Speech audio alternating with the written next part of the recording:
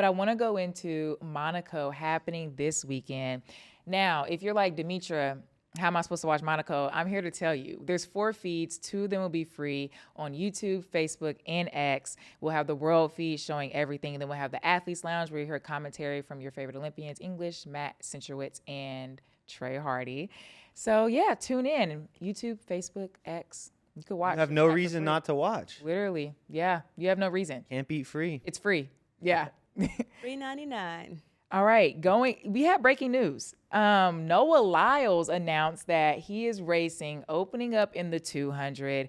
What makes me most excited about this is this man also in the picture. Let's see, Tobogo's in the race. Oh. Nia, where's your head at? I'm so ready for this because Noah is not the type of runner where even if in his first race of the season, or maybe I'll just say 200 opener, he ran 400 earlier this season.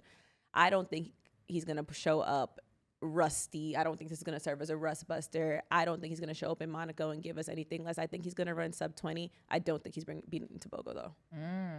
I think that's a pretty fair take. But yeah, it's so exciting. I mean, we haven't seen him all year. He's got Tyreek on his heels. He's got to get to work. No, just kidding. But yeah, I can't wait. This is literally like we came to the studio. I feel like this broke like an hour ago. So yeah, we're gonna go see it for ourselves, won't we? I'm excited. I'm so excited to see Noah Lyles come out here and let Celia Tobogo. I think it might have been the first time that they went head to head in like a 200 this whole year.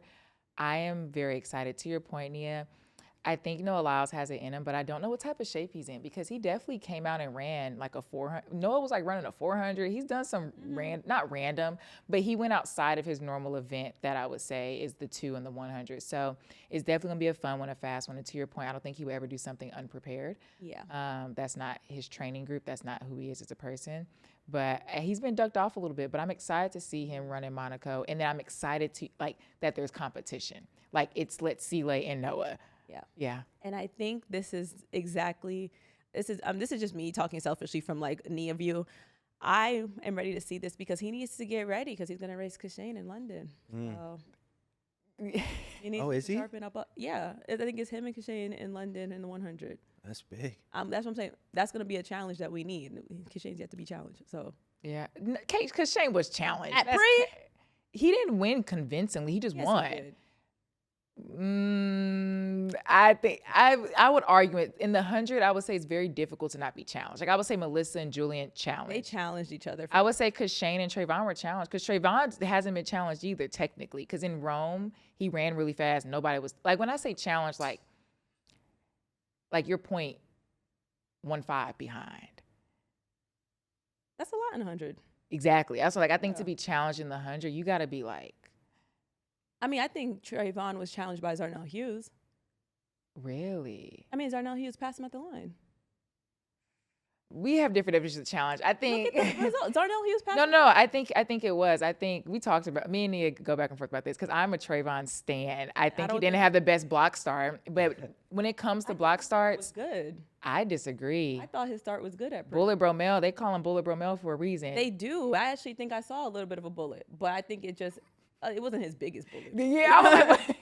Well, I saw something. Small caliber. He was challenged by Zarnell, I think, though, in that one. Huh. And he lost that challenge.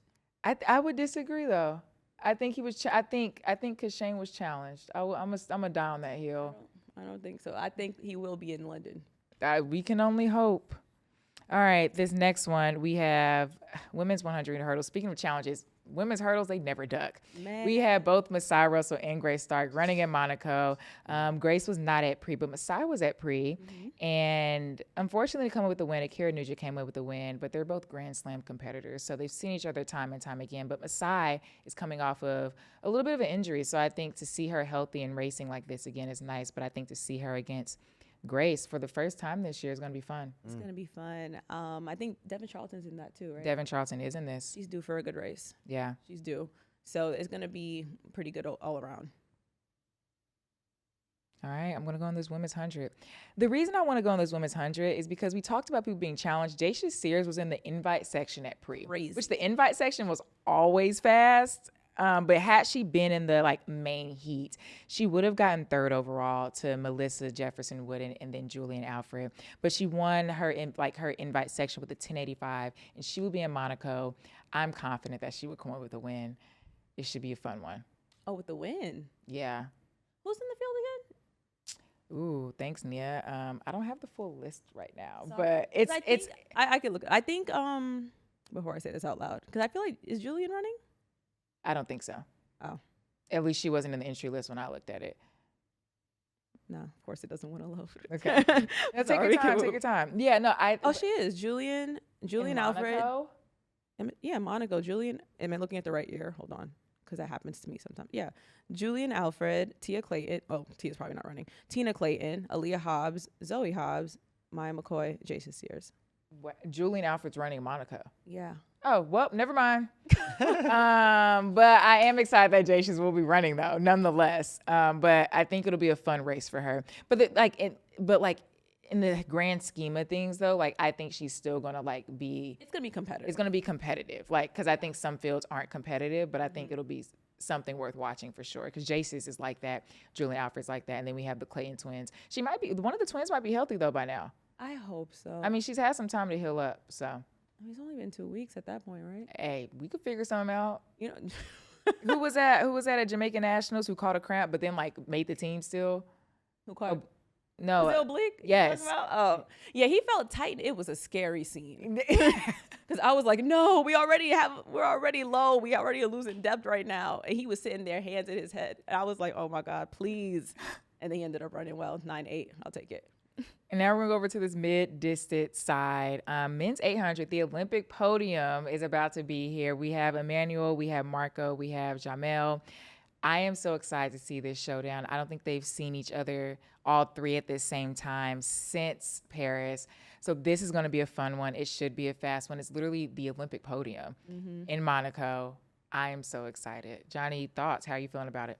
Yeah, I mean, this may be shaping up to be the best distance on the men's side in Monaco. Like, this is unheard of.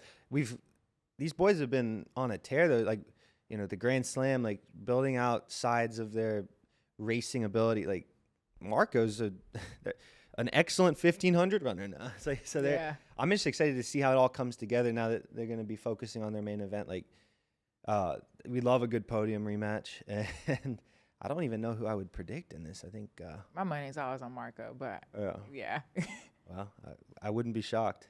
Yeah. That was actually an amazing point. Obviously Grand Slam forces them to step out their comfort zone, and with Marco running a lot more 1500s, and we're actually seeing that incremental growth between the 3 slams. I really want to know how that's going to translate to his 800, especially against this particular field. I think it's going to be fast. Like, I'm thinking World record? No. But maybe like a 143 high. Yeah, I think it'll be fast because, to your point, Marco hasn't been challenged in Grand Slam in the 8. He's won those 800s every single time convincingly, but he's also going up against 1500 guys. So I think to see a race that's a little more close and that you have to be tactical, the tactic isn't, well, this guy's a 1500 runner, let me just do my own thing. I'm excited for him. Yeah, no, it's going to be a race. I think the mid-distance races at Monaco is going to be really, really good. Yeah.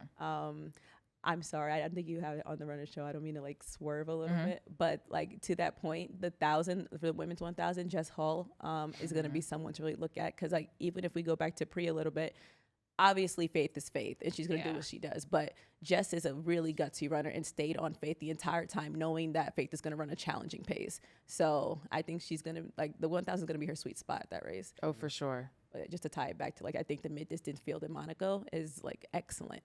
Oh, I completely agree. We're going to move from mid-distance because we're going back to hurdles again, men's hurdles. I just have to say their names because I feel like it's quite the scene that we're seeing. So we'll have Sasha Zoe, we'll have Trey Cunningham, we'll have Grant Holloway, and we'll have Cordell Tench.